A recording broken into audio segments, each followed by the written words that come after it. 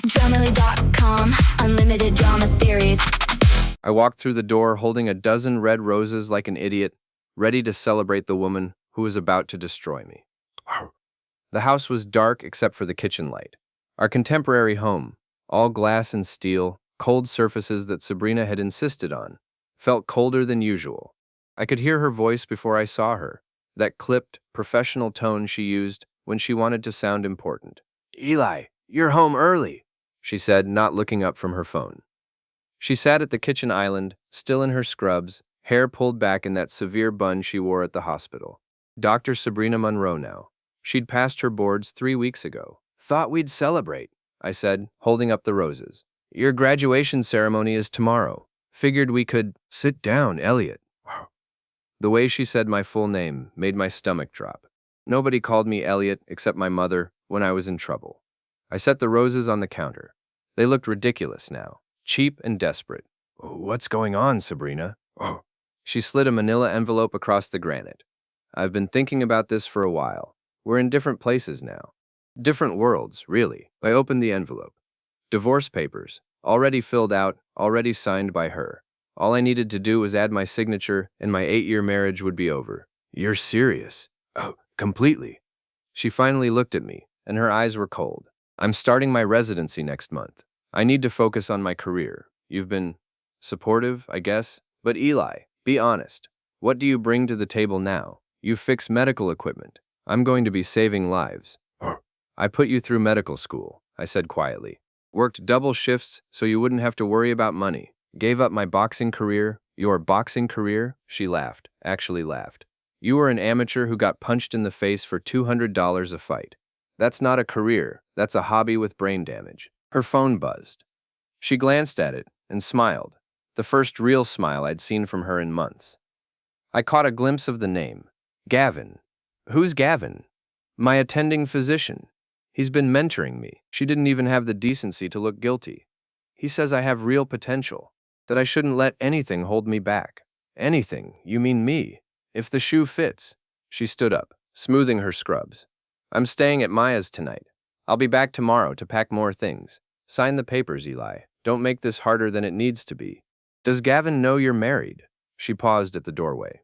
"Gavin's married too. We're both adults making adult decisions. You wouldn't understand. You've never had ambition." After she left, I sat there for a long time, staring at those divorce papers.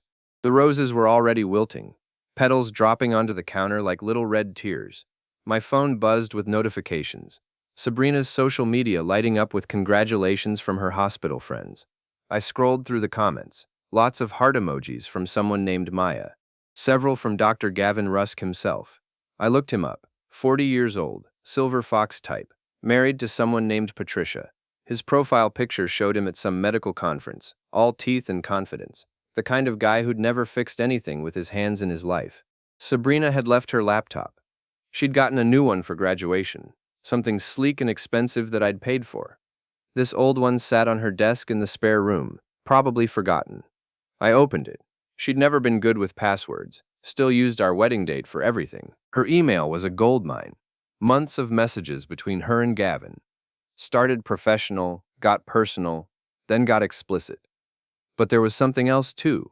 Messages about her patient reports, about Gavin smoothing things over with the board, about adjusting some of her clinical hours to meet requirements she'd apparently fallen short on. I copied everything to a flash drive. Then I copied it to a second one. Then I uploaded it all to a cloud storage account she didn't know about. When I finally went to bed that night, I didn't sleep. I just stared at the ceiling and thought about what Sabrina had said. Dead weight. Holding her back. No ambition. She was wrong about that last part. I had plenty of ambition now. Plenty of ambition now. I signed the divorce papers the next morning and left them on the counter. Then I packed a bag, took half the money from our joint account, my half, the half I'd earned, and walked out of that cold glass house for the last time. Sabrina texted me that afternoon. "Saw you signed. Good. Knew you'd see reason. BTW, taking the house. You can have the Honda." Ndavalo. I didn't respond. I was already at Rico's gym across town. The same place I'd trained before medical school had consumed our lives. Rico took one look at me and nodded. "She finally did it, huh? How'd you know?" Brother, I've been watching you die for 4 years. Least now you can start living again. He tossed me some wraps. Get on the bag, work it out. I hit that heavy bag until my knuckles bled through the wraps. Every punch was Sabrina's face. Every combination was Gavin's smug smile. Rico didn't stop me. He just watched, arms crossed, until I finally collapsed against the bag, gasping. Feel better? No. Good, you shouldn't. But now you're angry. Angry's useful. Angry gets things done. He lit a cigarette, even though smoking in the gym was technically illegal. What are you gonna do? I don't know yet. Well, figure it out. But whatever it is, make it count. Don't do anything stupid. Do something smart. Uh, uh. I thought about those emails, those files, all that evidence of Sabrina's shortcuts and Gavin's manipulation. I thought about how they'd laughed at me, how they'd called me deadweight. Rico, you still know Devin? The guy who works maintenance at City General? Yeah, why? Think he'd be willing to do me a favor? Rico grinned around his cigarette. Brother, for you. Devin owes you big time. You got him that job when nobody else would hire an ex-con. He'd walk through fire for you. I don't need fire. I just need information. 2 months passed. I moved into a studio apartment above Rico's gym, the kind of place Sabrina would have called depressing and beneath us. It had a hot plate, a mattress on the floor, and a window that looked out over the street. It was perfect. I worked odd jobs during the day, fixing equipment, doing electrical work, whatever paid cash. At night, I trained. I got back into fighting shape, not because I wanted to box again, but because I wanted to be ready. For what? I wasn't entirely sure yet. But I knew I needed to be sharp, strong, and focused. Devin became my eyes and ears at City General Hospital. He was a janitor, which meant he was invisible. People said anything around him, did anything, like he wasn't even there. He'd text me updates throughout his shifts. Dr. Monroe and Dr. Rusk eating lunch in the doctor's lounge again. Very cozy. Heard some nurses talking. They call you Sabrina's ex-deadweight. She's been telling everyone you were holding her back. Rusk's wife showed up today looking for him. He hid in an exam room until she left. Nurses thought it was hilarious. The gossip was valuable, but what I really needed was timing. I needed to know Sabrina's schedule, her routines, her vulnerabilities. Devin provided all of it. Meanwhile, Sabrina's social media presence exploded. She posted constantly, selfies and scrubs, inspirational quotes about cutting toxic people from your life. Photos from happy hours with her hospital crew. Maya was in most of them, along with another woman named Tina, who worked in hospital administration. They looked so happy, so successful, so convinced they'd won. I started making my own moves, small ones at first. I created anonymous profiles and began following the hospital gossip pages, the private groups where staff vented and shared dirt. Turned out City General was a hotbed of drama, affairs, rivalries, power struggles. It was all there if you knew where to look. I learned that Gavin Rusk was called Golden Boy Gavin behind his back, that he'd allegedly slept with at least 3 residents before Sabrina, that his wife Patricia came from money and had connections to the hospital board. Useful information. I learned that Maya, Sabrina's best friend, had her own secrets. She'd failed her boards twice before passing, something she'd apparently lied about on her applications. Also useful. I learned that Tina in administration was skimming money from the hospital's equipment budget. Very useful. But I didn't act on any of it yet. I just watched and waited and trained. Rico called it rope-a-dope. Let them think they've won. Let them get comfortable. Then strike when they're not looking. 3 months after the divorce was finalized, Devin sent me a text that changed everything. Big hospital fundraiser next Friday. Fancy dress thing. Rusk and Monroe will both be there. Rusk's wife too. Perfect. I went shopping for the first time in years. Got a real suit, not a rental. Got a haircut from somewhere that charged more than $15. Got shoes that actually fit properly. When I looked in the mirror, I barely recognized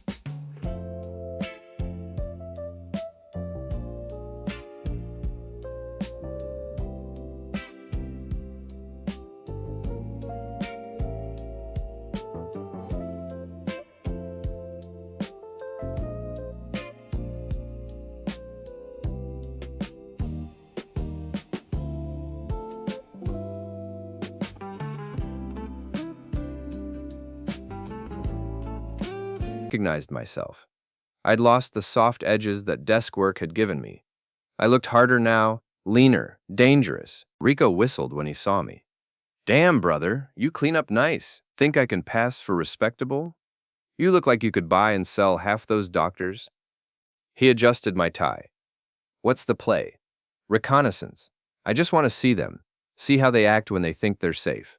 And then I start breaking things. The fundraiser was at the hospital's conference center, a modern building attached to the main hospital by a glass walkway. I arrived fashionably late, paid the $200 entry fee in cash, and walked into a room full of doctors and donors, pretending to care about whatever cause they were supporting that night. I spotted Sabrina immediately. She wore a red dress that probably cost more than my rent, her hair down for once, laughing at something Gavin was saying. He had his hand on the small of her back, possessive and obvious. His wife was nowhere in sight. Maya stood nearby, holding court with a group of other residents. Tina was working the room, clipboard in hand, making sure everything ran smoothly. Nobody recognized me at first.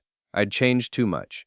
But then I walked past Sabrina's group, close enough to be noticed, and I saw her face change. Shock, then confusion, then something like fear. Eli? I turned, pretending to just notice her. Sabrina, you look well. What are you doing here? Supporting the hospital.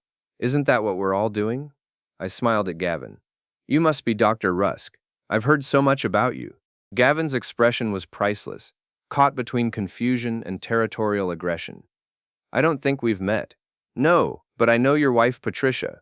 We served on a charity board together last year. A complete lie, but he didn't know that. She's lovely. Is she here tonight? She couldn't make it, he said stiffly. Shame. I'll have to call her, catch up. I turned back to Sabrina. You're looking successful. Residency treating you well? Yes, it's going well. She'd recovered some of her composure. I'm surprised to see you. This doesn't seem like your scene. People change. You taught me that. I let that hang in the air for a moment. Anyway, I should circulate. Good seeing you both. I walked away before either of them could respond. I felt their eyes on my back, felt the confusion and unease radiating from them. Good. Let them wonder. Let them worry. I spent the rest of the evening networking, playing the part of a successful businessman. I talked to board members, donors, other doctors. I was charming and confident, and completely unlike the man Sabrina had divorced. Several people gave me their cards. Devin, working the event in his janitor's uniform, caught my eye and gave me a subtle nod. He'd seen the whole thing. As the night wound down, I made my way to the rooftop bar where some of the younger staff had gathered. Sabrina and Gavin were there, along with Maya and a few others. They were drunk now, loose and loud. I ordered a whiskey and positioned myself close enough to overhear. Did you see his suit? Maya was saying. Where did Eli get money for a suit like that? I don't know, and I don't care, Sabrina said, but her voice was tight. He's probably in debt, trying to look successful. He talked to some board members, Gavin said. Saw him laughing with Dr. Patterson. What's his angle? He doesn't have an angle. Eli's not that smart. But Sabrina didn't sound convinced. I waited until Gavin went to the bar. Then I walked past him, close enough that our shoulders bumped. My whiskey sloshed, spilling onto his shirt. Watch it, he snapped. Sorry, doctor. Guess my hands aren't as steady as yours. I looked at his drink, then at him. Then again, you're on your fourth scotch tonight. Your hands probably aren't that steady either. Hope you're not on call. His face went red. Who the hell do you think you are? Just a guy who used to fix medical equipment. You know, the stuff that keeps your patients alive when your hands are too shaky to do it yourself? I smiled. Have a good night, doctor. I left before he could respond. But I heard the muttering behind me, the way his friends had to calm him down. Seed planted. The next morning, I met Devin at a diner across from the hospital. He slid a folder across the table. Everything you asked for. Rusk's schedule, his wife's contact information, and, he grinned, some interesting financial records from the hospital. Tina's not as careful as she thinks she is. I flipped through the documents. It was all there. Proof of Tina's embezzlement, records of Gavin's inappropriate relationships with residents, and most importantly, documentation of the strings Gavin had pulled to help Sabrina meet her residency requirements. This is perfect. How'd you get the financial stuff? Tina's password is literally password 123. Some people make it too easy. Devin sipped his coffee. What's the plan? Phase 1. Separate Gavin from his protection. His wife's money and connections keep him safe. Take that away, he's vulnerable. And Sabrina? She's built her whole identity on being a successful doctor. What happens when people find out she cut corners? When they realize she's not as good as she pretends to be? Devin whistled.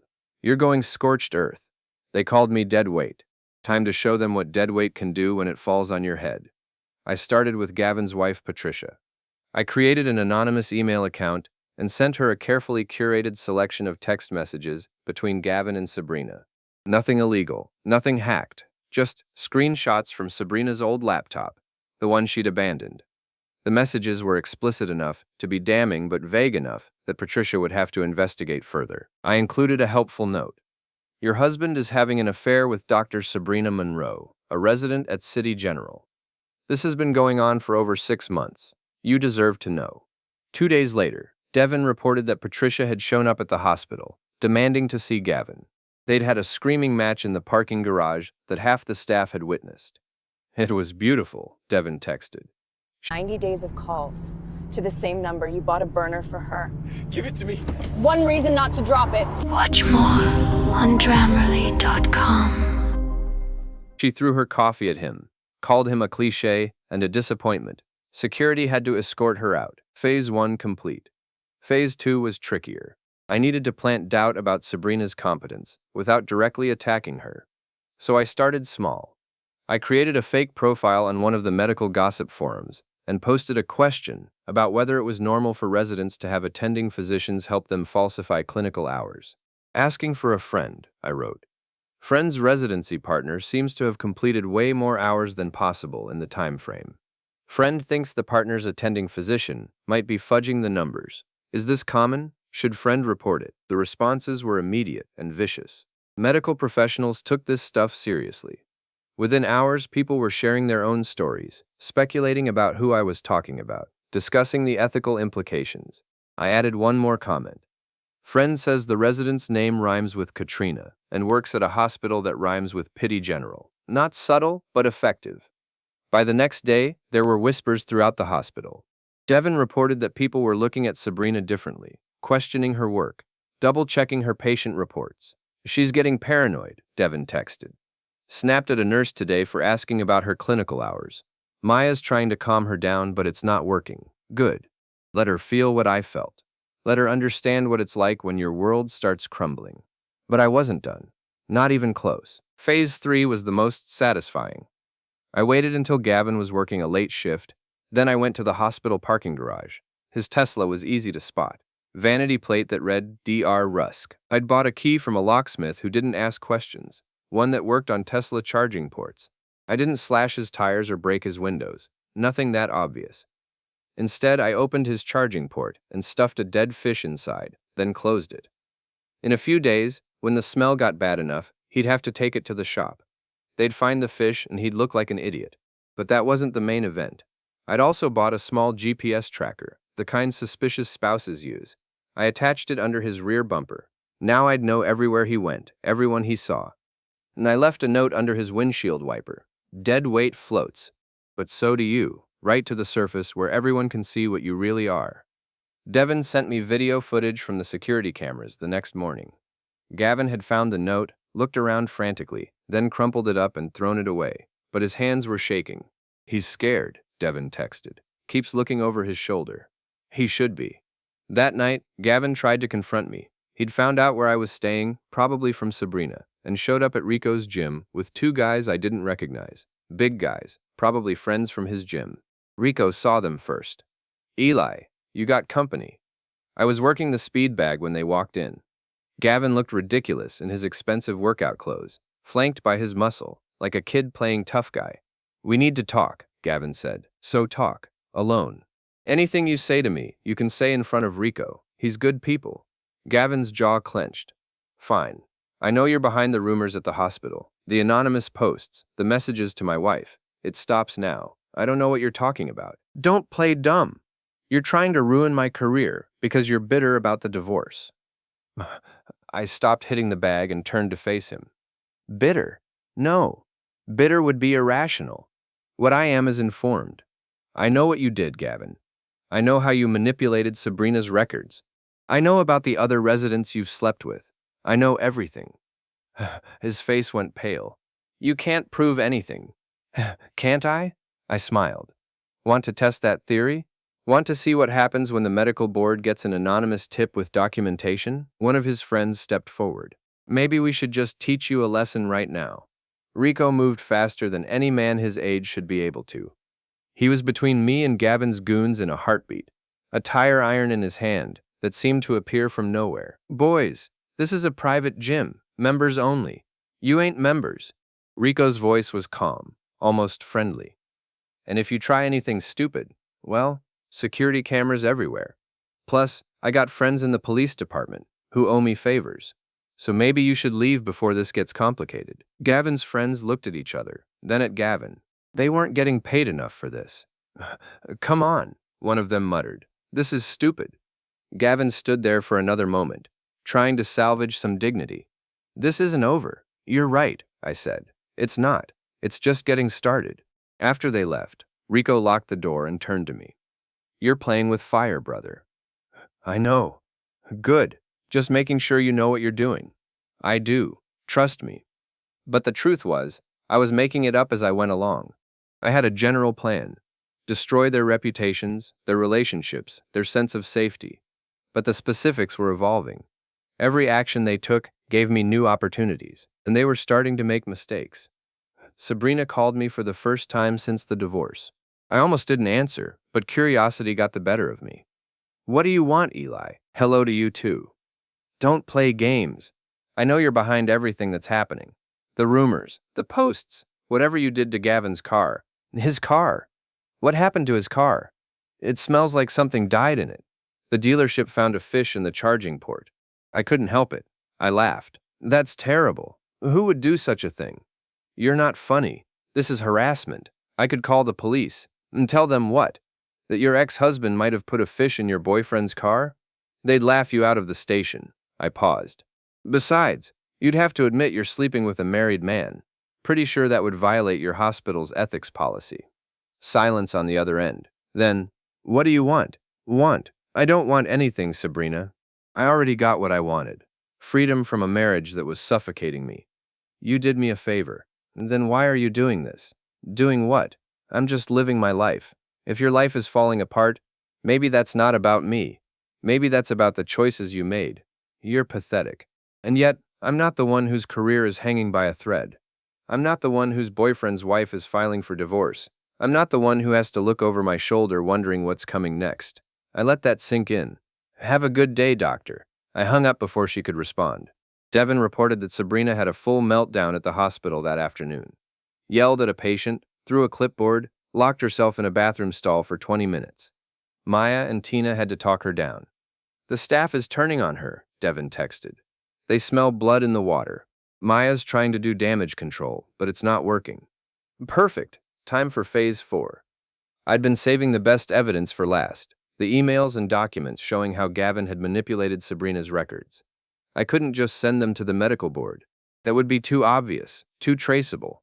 I needed someone else to find them organically. So I created a fake hospital whistleblower website and posted the documents there, along with other legitimate complaints about City General.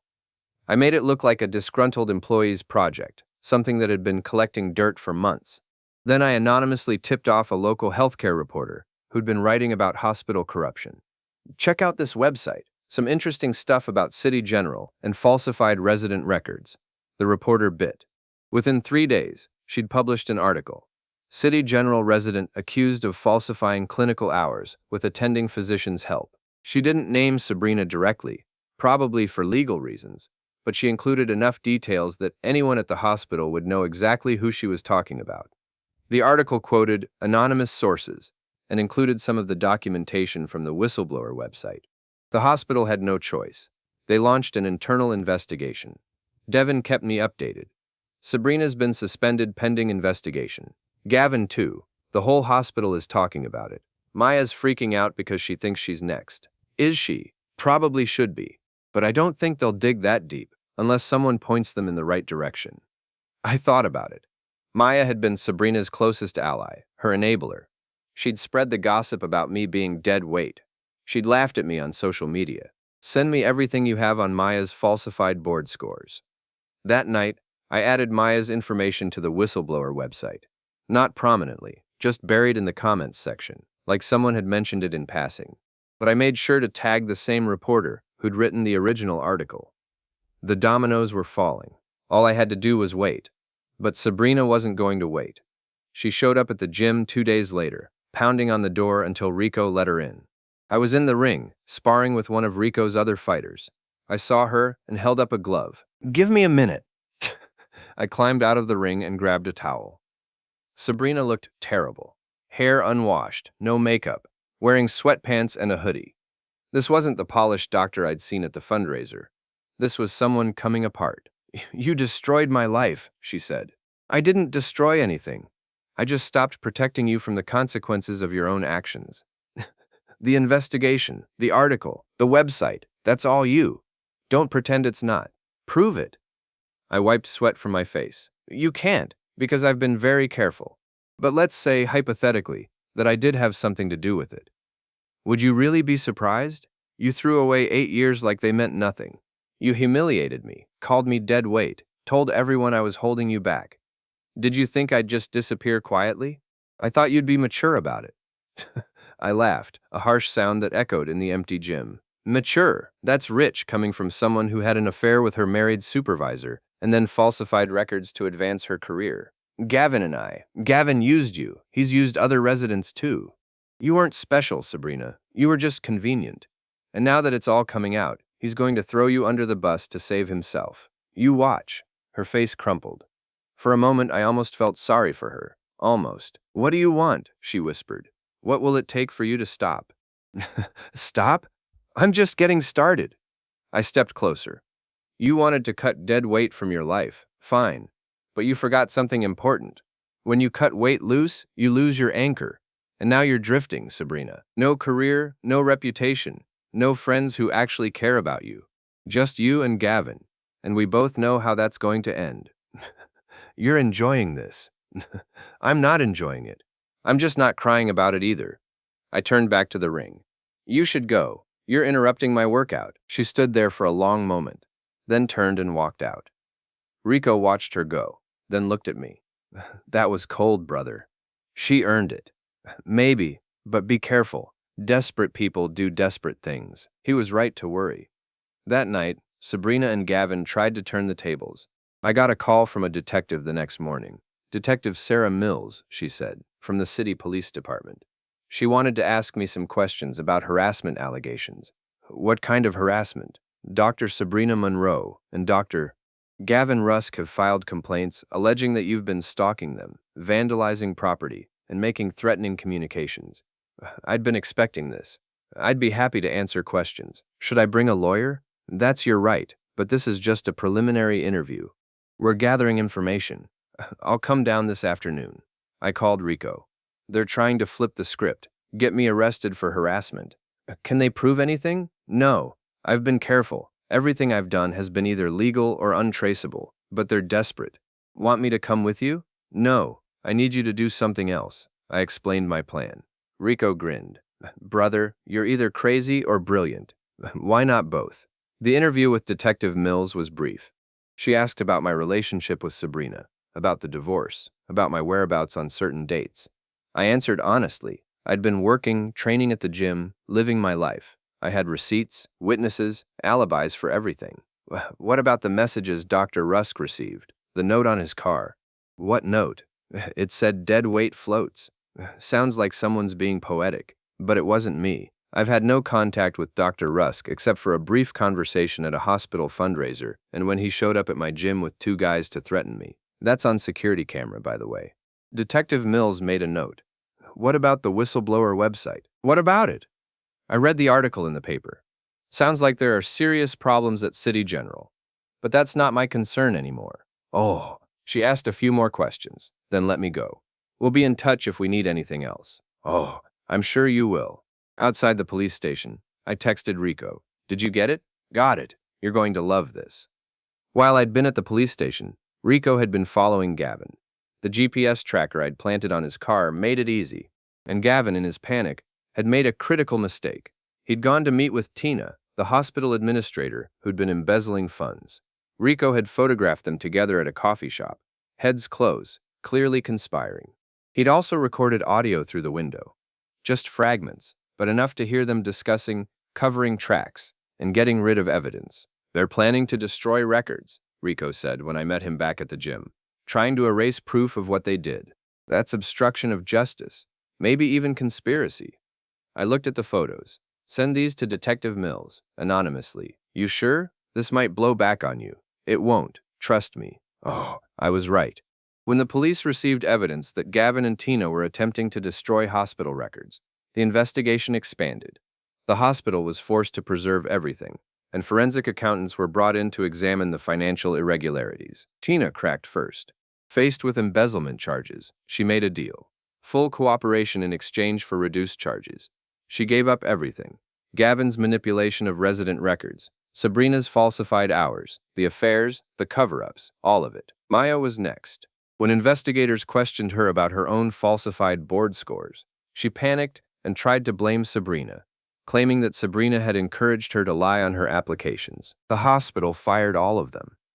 Sabrina, Gavin, Maya, and Tina, gone in one sweep. The medical board suspended Sabrina's and Gavin's licenses pending further investigation. Maya's residency was terminated. Devin texted me updates throughout the day. It's chaos here. Security escorted all of them out. Sabrina was crying. Gavin tried to argue, but they weren't having it. Maya threw up in the parking lot. I should have felt triumphant. I should have felt satisfied. But mostly I just felt tired. Is it over? Rico asked that night. Not yet. One more thing. What? No, Forschingjans.